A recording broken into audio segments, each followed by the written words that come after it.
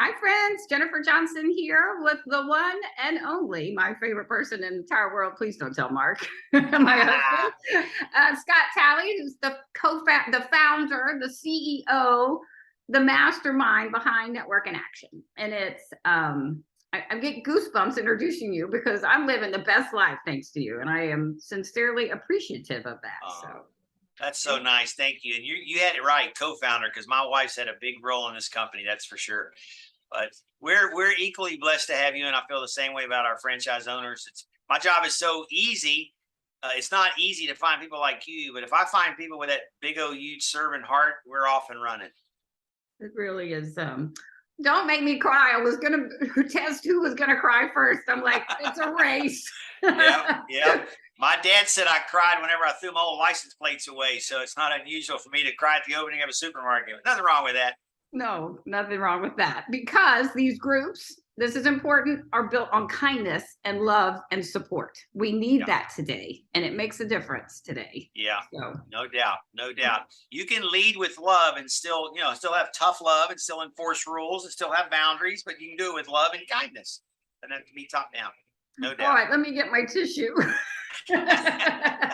It's standing by. It's funny, but I say this all the time, and I know I say this in a nutshell. People say, "Oh, wow, you can tell you're doing what you love." And I said, you know what? All I have to do, and you the same way. All we have to do is wake up every day and decide we want to go help people, help our members, help our franchise owners, help business owners that are inquiring, and we just help people. Everything falls into place. It really does. It makes a huge difference. Okay, enough of the touchy-feely stuff. Let's talk about one of the key differences of NIA, Network in Action, is the monthly meeting. Game changer. Yep. Jennifer, I don't know about you, but in traditional networking, what I observed over the last 35 years, I'm 65 years old, what I observed is that business owners and decision makers had primarily vacated the space.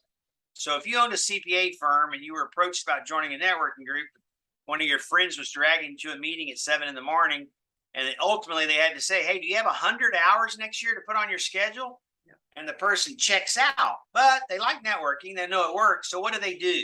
They send their sales and marketing person. Now, I've been in sales all my life. I love salespeople. Nothing wrong with sales.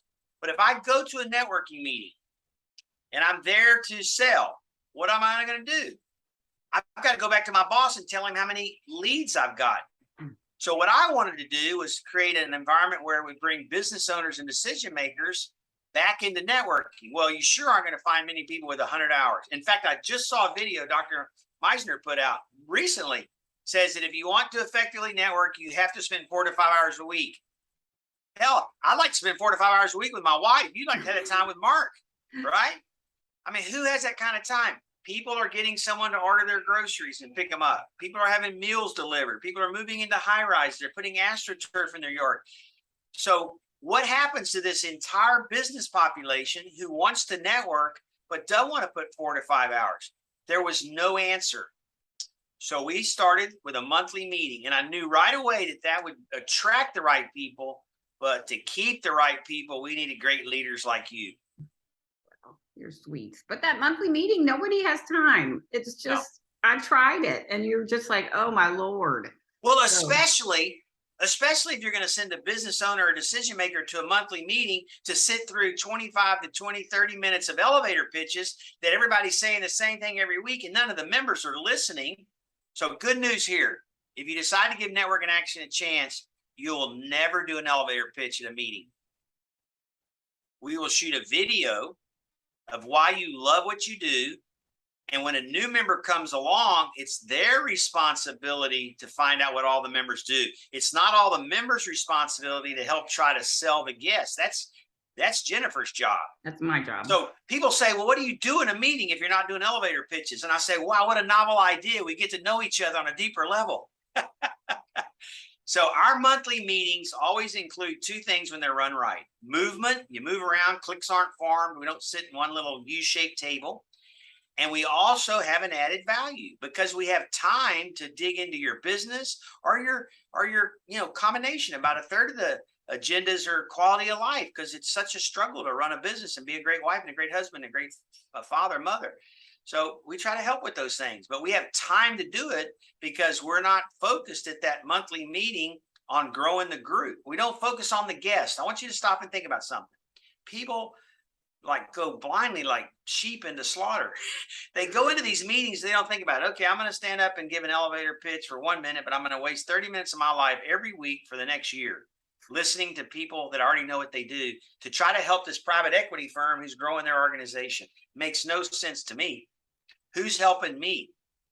Why am I paying money to then have to drag my friends to a weekly meeting to help a private equity firm? That makes no sense. I want you to help me grow my business. If I'm paying fee to you, then help me grow my business. Don't turn around and give me another job. Right. I got on my plate. So our monthly meetings, our monthly meetings are awesome. We attract a higher caliber person, and guess what's in their heart? A business owner doesn't care how many leads he gets. He knows what networking is, or she does. They come there to help each other. What a novel idea. So for example, one of my last meetings, the question was, what's your big why? So instead of elevator pitches, we said, what's your big why? Yeah. The responses for like the fast track of getting to know one another. People talked about their business, what their struggles were, why they got into it, what they need, all in one answer. That's right. So it doesn't mean we don't have each person speak at every meeting, but 1 month you might talk about what contribution has your spouse made in your business. And next month you might talk about the biggest challenge in your business today. The next month you might talk about what are you most proud of. So we have different ways of introducing and talking about our businesses so everyone recognizes, Jennifer is the realtor and Joe Blow's the property and casualty. So we all know what each other does, but we connect on a much deeper level. And we focus on the people paying our salaries, the members. We don't focus on guests. We love guests. We treat them with respect. We love them. They're our lifeblood of the future, but we sure don't spend all of our time focusing on them. Members. Yeah. So, yeah. All right. So that was another key element that makes NIA different. One of the 6 main differences is a monthly meeting. Awesome. Awesome. Love that. Save time. So until next time, thank you, Scott. We will see you guys soon. Thanks for tuning in. I hope you guys are enjoying it. I am. Thank you, Jennifer. So we'll Thank see you soon. Thank you.